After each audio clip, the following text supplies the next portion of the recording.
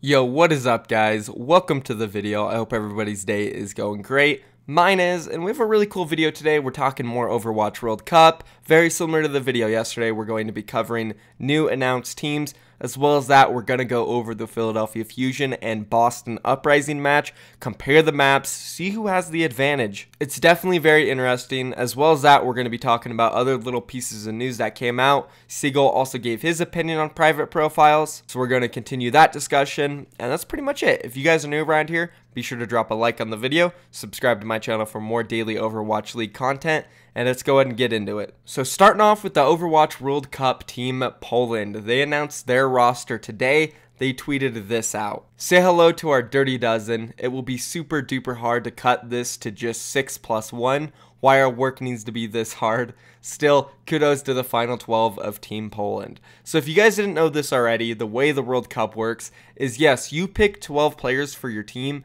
but you also have to pick 6 and then a sub to be your guaranteed players, and then the other 5 players will become your reserves. So like these 6+1 are guaranteed to go and play, and then the other 5 are just going to be in the back, only possibly going to play, say somebody gets sick or just, some unknown reason somebody completely underperforms. So starting off with the DPS players for Team Poland, we have Matt H. Now this guy, he's been around the scene, more so like open division level, never really hit that big jump to play pro. He did compete for Team Poland last year in the qualifiers, so he does have some experience on the stage. That's pretty much it. So Matt H. Moving on to the next guy, we have Danye. Now, Danye is a little bit more accomplished than Matt H. He did make it to the contenders level. He played with Bazooka Puppies in Season 1. As well as that, he's just been around playing in the Open Division, go for Overwatch European Cups. Nothing super big, but he does have a decent amount of experience. He was also on Team Poland in the qualifiers last year as well, so he'll have some experience with Matt H. Moving on to the third and final player, we have Reaveal.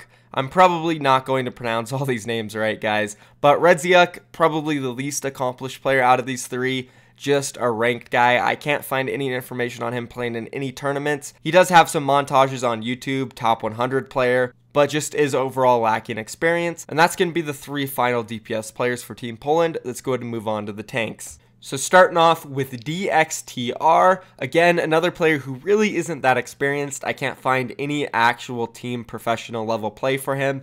Just a ranked player, does hit high on the ladder. Moving on to the next guy, we have Filion. Another situation where a guy just can't find any information on him. Seems to be someone who just, high rated on the ladder and is Polish, and they decided to give him a shot, and he made the team. Moving on to the next guy, we have Setrox. Now, he was actually on Team Poland last year as well.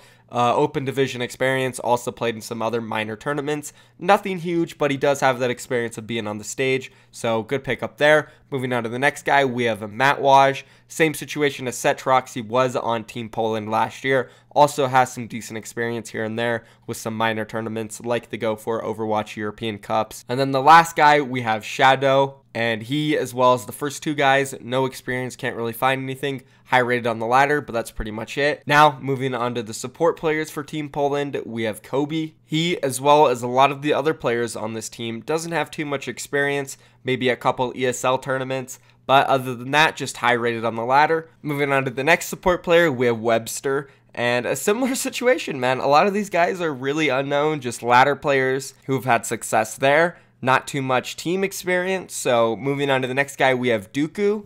Again, Dooku, sure, he has some experience here and there, not really too much at a high level. And last but not least, oh man, XY Zano. I probably destroyed that name, but you guys see it on the screen. Just another pretty high rated player on the ladder, and it seems like that's what sums up Team Poland. They don't really have the strongest roster moving in. If you look at a team like Sweden, who we talked about yesterday, half the roster is in the Overwatch League, and then the other half of the roster is in Overwatch Contenders. So overall, just the comparison of the 2 teams, you think Poland probably doesn't have the best chance to make it very far in this tournament. But hey, you never know, want to wish the best of luck for them. And now let's move on and talk about the Thailand roster. And overall, I would say Team Thailand is even more experienced than Team Poland. Starting off with their first player, we have Mickey. We all know who Mickey is. The off tank for the Dallas Fuel had a huge rise in Stage 4 with the introduction of Brigitte in the Overwatch League. He absolutely dominated. Huge player here. Also, with his high spirits, I think he's mentally going to be able to lead this team. He is the captain.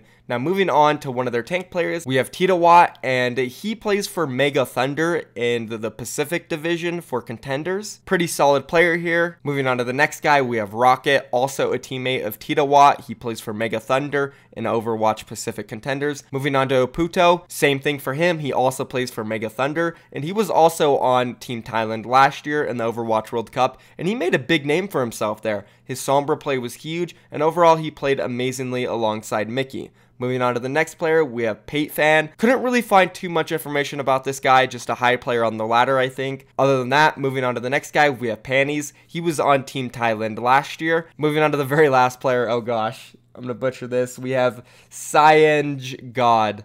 Hopefully I got that right, but he also plays for Mega Thunder with Watt, Rocket, and Oputo. So 4 players with previous synergy on a professional team coming in here to play with Mickey. That seems pretty huge. Just overall, the experience of this roster, you want to compare it to a team like Poland. They seem like they have a lot more players who are ready to play on the stage, who will just be able to perform at a better level. Now, I'm not saying Poland doesn't have a chance, guys. It's just very scary when you see a team full of players who just come from the ladder and only a couple players who have minor experience, compared to a team like Thailand where they have a player in the Overwatch League and then half of the other roster plays for a pro team together in a LAN environment tournament. If you guys didn't know, Overwatch Pacific Contenders is played on LAN. So these guys have a lot of experience and they'll be ready to go for this tournament, way more than Team Poland. And that's just the harsh truth. So we'll have to see how the tournament plays out. Team Poland, Team Thailand, there they are, guys. Let's go ahead and move on now and talk a little bit about Seagull and private profiles once again. So private profiles has definitely been a really big topic as of recently. A lot of players have come out and said that private profiles are, you know, an interesting idea and maybe they could exist, but they definitely shouldn't be on by default. It should be off by default. And I think that's definitely been the #1 consensus so far. But there have been players that are really adamant about just not having it at all, like XQC, and I can see where he comes from as well. It's really a topic that is up in the air. A lot of players agree, a lot of players disagree, and a lot of their concerns are valid. My biggest issue, though, is it being set on. It should be set off. Now let's go ahead and take a look at what Seagull said about the whole thing. Thoughts on private profiles? I've said it a bunch already. Pretty much, I don't care. I think private profiles are just better for the game. Don't fall in the hole in the middle. Don't fall in the hole. And the reason for that is because, I don't know, I've had a lot of alt accounts, and I specifically, for me, I actually had an experience where I played literally 10 minutes of Winston, and every game people asked me to play Winston for the next 5 games. It was so annoying. And so I can imagine how much more annoying that would be for some poor guy who had to fill in his Mercy one time.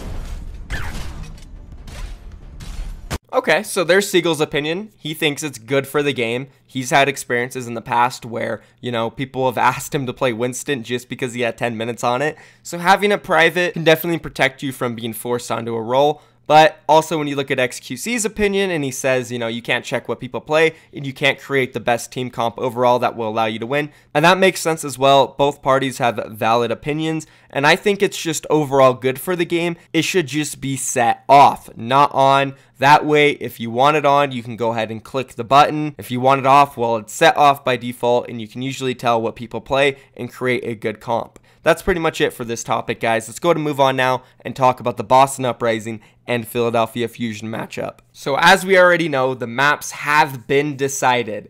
Game 1 will be played on Dorado. Game 2 will be on Oasis. Game 3 will be on Eichenwald. Game 4 is on Volskaya, and Game 5 will be Junkertown. Now, between the Philadelphia Fusion and the Boston Uprising, they have both played each other 4 times this season, and they both have won twice. It has been extremely close, only a difference of 1 map, guys. Absolutely insane. Now, looking at their matches they've played overall, let's see how many times they have played these maps. Starting off with the very first map, we have Dorado. Now, they've only played Dorado against each other once. but it was very recent. It was in Stage 4 on May 17th. This map went in favor of the Philadelphia Fusion. They were fairly dominant in this match, and it also was when Boston was slacking a little bit. So Philadelphia Fusion, they also won the set 3-1. Picking up the very first win on Dorado. Now moving on to Game 2 Oasis, they have played this map one time against each other. We go all the way back to Stage 3. This is when the Boston Uprising went on their insane streak.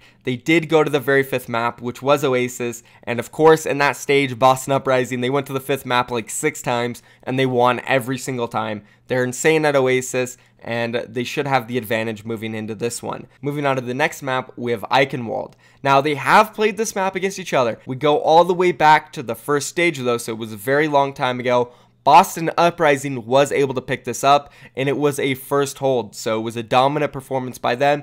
They also won the set 4-0. Then moving on to Game 4, we have Volskaya.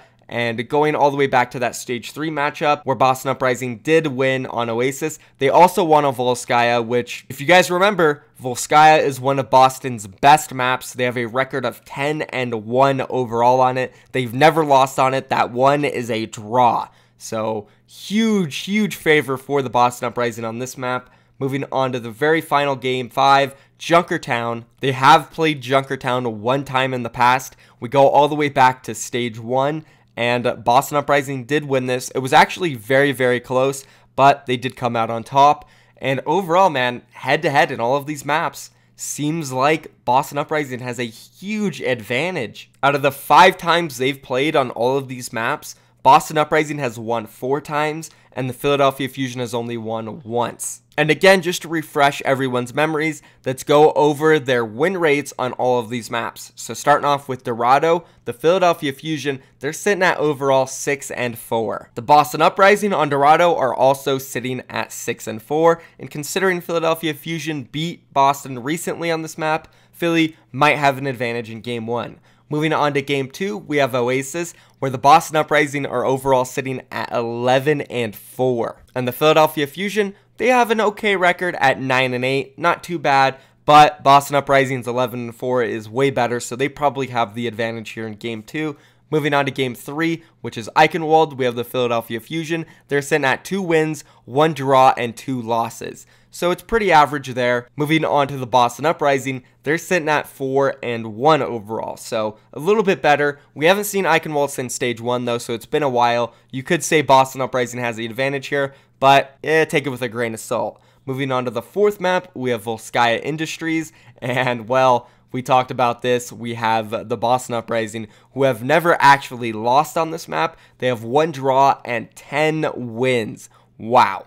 Moving on to the Philadelphia Fusion, their record on Volskaya, not so good. They're sitting at 2-7 overall. So Boston Uprising, they definitely have the advantage here if they can make it to Game 4. Moving on to Game 5, looking at the Philadelphia Fusion, they're sitting at 2-8. Not the best record there for them. Moving on to the Boston Uprising, their Junkertown record is 7-4. It's okay. A lot better than 2-8 though, so they probably have the advantage here on the last 2 maps. And if Boston Uprising wins one of the first 3, they probably have a really good chance at taking this set, guys. Now, I'm not going to count the Philadelphia Fusion out because these are previous stats, not the future stats, and some of them are a little bit old. But Philadelphia Fusion, they missed the luck of the draw when it came to the maps, and Boston Uprising, they kind of hit it here with Volskaya, Junkertown, and Oasis. And even Eichenwald they have the advantage on. So 4 of these maps, Boston Uprising. Wow, interesting here, guys.